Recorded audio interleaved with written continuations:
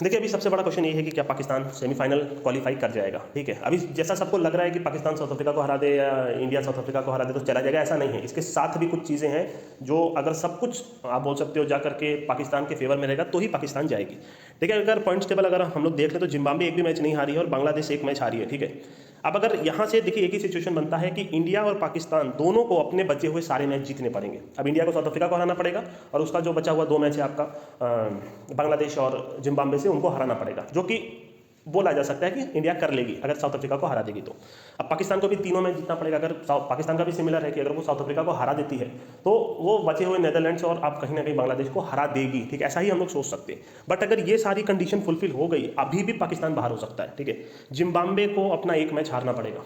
अगर जिम्बाब्वे बांग्लादेश को हरा देती है और फिर वो नेदरलैंड्स को भी हरा सकती है नेक्स्ट 2 मैच जो बोला जाएगा, तो भी पाकिस्तान और इंडिया सारा मैच जीतेगी, तब भी पाकिस्तान निकल जाएगी। ठीक है, तो ये एक कंडीशन बनता है जो शायद किसी ने ध्यान नहीं दिया है। जिम्बाब्वे अगर आप बोल सकते हो दोनों से जीत जाती है तो जिम्बाब्वे क्वालिफाई कर जाएगी, बिकॉज जिम्बाब्वे ऑलरेडी आपका अगर पॉइंट्स टेबल में देखो तो ऑलरेडी पाकिस्तान को हरा चुकी है और आधा पॉइंट उसने रेन अफेक्टेड मैच में साउथ अफ्रीका से ले लिया है। ठीक है, तो अब उनको कुछ नहीं करना, उनको सिर्फ और सिर्फ बांग्लादेश और नेदरलैंड को हराना है। उनका 3.5 विनिंग हो जाएगा। ठीक है, आप मैच विन सोचो, 3.5 मैच विन हो जाएगा और पाकिस्तान मैक्सिमम 3 ही मैच अब विन कर सकती है। ठीक है, और ये पूरी कंडीशन ये इस शर्त पे है कि कोई और रेन अफेक्टेड मैच ना रहे। अगर रेन अफेक्टेड मैच और कुछ होते हैं तो पूरी प्रोबेबिलिटी बदल जाएगी। ठीक है, तो यही है। और अभी मेन है कि जिम्बाब्वे बांग्लादेश से हारे।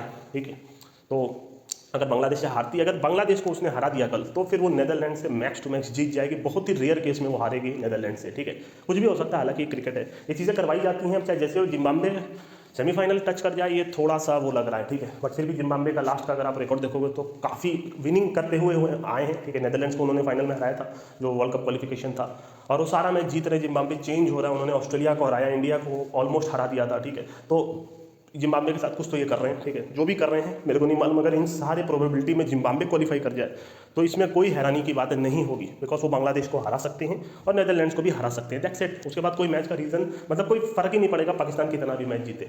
अब फिर उस केस में फिर वो साउथ अफ्रीका को आप बोल सकते हो हराना पड़ेगा, अपने बचे हुए 2 मैच जीतने पड़ेंगे, तो जाकर के साउथ अफ्रीका क्वालिफाई कर जाएगा।